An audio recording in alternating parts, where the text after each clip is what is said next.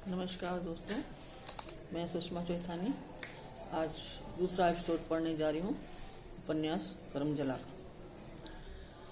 कुंवर sir ने राघव को बड़े प्यार से समझाया। नया नया आए हो, डरने की कोई बात नहीं। यहाँ सभी तुम्हारे दोस्त हैं। इतने बड़े हो गए हो, 8वीं में पढ़ते हो, फिर भी रोते हो। चलो चुप हो जा और बता तुम्हारा नाम क्या है। राघव अपने आंसू पोंछते हुए उठा और बोला, राघव। वाह, कितना अच्छा नाम है, राघव, कुंवर सर ने कहा और हाजिरी लेने लगे।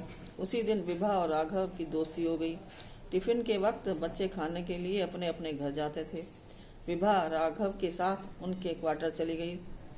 राघव के बापूजी लघु मैं तो आंगन में कपड़े धो रहे थे। आंगन में घुसते ही विभा ने तपाक से कहा, प्रणाम चाचा। चाचा राघव बड़ा डरपोक है, आज क्लास में रोने लगा था। विभा को राघव के साथ आते देखकर रघु मैं तो चौंके। वे ड्यूटी आते आते यदा कदा विभा को देखा करते थे, लेकिन उसका नाम नहीं जानते थे। हाँ, इतना जानते थे कि वह माइनिंग सरदार सर्वेयर माथुर सिंह की बेटी है। उससे कभी बात नहीं हुई थी, लेकिन उसकी चपलता से रघु महतो उसकी ओर खींचे जा रहे थे।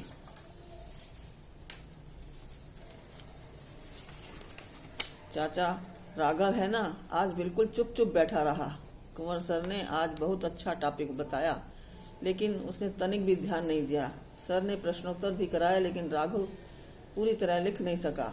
विभा बोली जा रही थी और शारीरिक भाव भंगिमा भी व्यक्त कर रही थी। बेटी, तुम भी 8वीं कक्षा में पढ़ती हो राघव के साथ? हाँ चाचा, आज मैंने राघव को अपने पास ही बैठाया था। रघु महतो ने विभा को खाने के लिए कुछ बिस्कुटें दी। राघव हाथ मुंह धोने लगा। विभा स्टूल पर बैठकर बिस्कुटें खाने लगी। वह बिस्कुट खाती हुई बोली, चाचा आपका नाम रघु और आपका बेटा राघव, कितना अच्छा नाम है। राघव और विभा कक्षा में साथ साथ बैठने लगे। हालांकि कक्षा में लड़के और लड़कियों को अलग अलग बैठने की व्यवस्था थी। एक तरफ लड़के बैठते थे और एक तरफ लड़कियां। बीच में थोड़ी सी जगह खाली रहती थी। विभा राघव को ठीक अपने बगल में बैठाती थी। दोनों में दोस्ती गाढ़ी हो गई।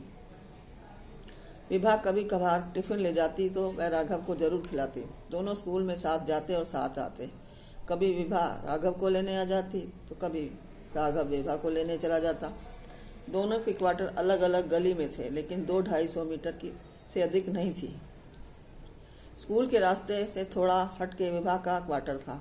एक दिन माथुर सिन्हा विभा को पढ़ा रहे थे, तभी राघव पहुंच गया।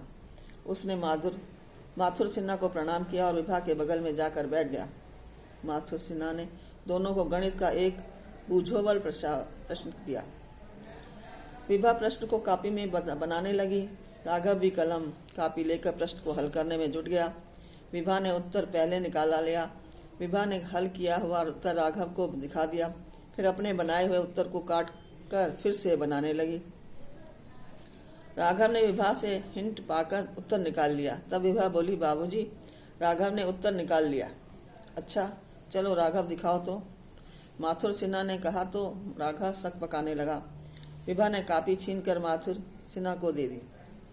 राघव का उत्तर सही था। माथुर सिन्हा प्रसन्न हुए और बोले, वाह राघव, तुम सचमुच ब्रिलियंट हो। विभा तो भोंदी है, अभी तक तुम उत्तर नहीं निकाल सकी। राघव चुप रहा, लेकिन विभा खिलखिलाकर हंसने लगी। माथुर सिन्हा एक झोला लेकर बाजार चले गए। तब राघव ने विभा को कोसते हुए कहा, ये तुमने इतना हिसाब क्यों नहीं दिखाया? मैं तो बना नहीं सकी थी, यूँ मैंने तो तुम्हारा वाला ही उतारा था। चलो अच्छा हुआ, पापा ने तुम्हारी प्रशंसा तो की, मुझे बहुत अच्छा लगा। और विभा ने राघव को चुटकी काटी। यदि मैं पहले दिखाती तो तुम भोंदू बन जाते। बापूजी तुम्हें फटकार लगाते और भोंदू कहते तो तुम रोने लगते। विभा ने अपनी आंखें चमकाई। ये तुम मुझे दब्बू समझती हो क्या? यूं ही तुम बड़े बहादुर हो, सो तो मैं जानती हूँ, इसलिए स्कूल में रोने लगे थे। ये उस दिन की बात छोड़ो, वो तो पहला दिन था, इसलिए आज भी मैं तो मेरे बाबूजी ने तुमको पहली दफ़ा मैथ बनाने दिया था। तो मैं क्या आज भी रो जाता? इतना बेवकूफ़ थोड़े हूँ। राघव ने विभा के गाल में चिकोटी काटी। किसी ने आंगन का दरवाज़ा खटखटाया। विभा ने जाकर दरवाज़ा खोला। राधा मौसी थी। वे अंदर आई और पूछा, बाबूजी कहाँ गए? बाजार। विभा ने अनमने भाव से कहा, आज से तो बाबूजी का रात पल्ला नाइट शिफ्ट हो जाएगा। राधा मौसी ने खटिया पर बैठते हुए कहा, हो सके तो मैं आज नहीं आऊँगी। मेरे घर पर कुछ मेहमान लोग आ गए हैं, हो सके तो रात में देर से आ पाऊँगी। विभा ने कुछ भी नहीं कहा। राधा मौसी ने पूछा, ये लड़का कौन है? मेरा दोस्त, मेरे साथ पढ़ता है। विभा ने थोड़ा कटुआ कर जवाब दिया तो राधा मौसी कुड़ गई।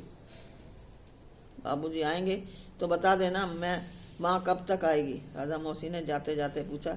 मुझे नहीं मालूम। विभा का जवाब उसी लहजे में पुनः सुनकर राधा मौसी झमझमाती हुई चली गई। एक हो गया पूरा।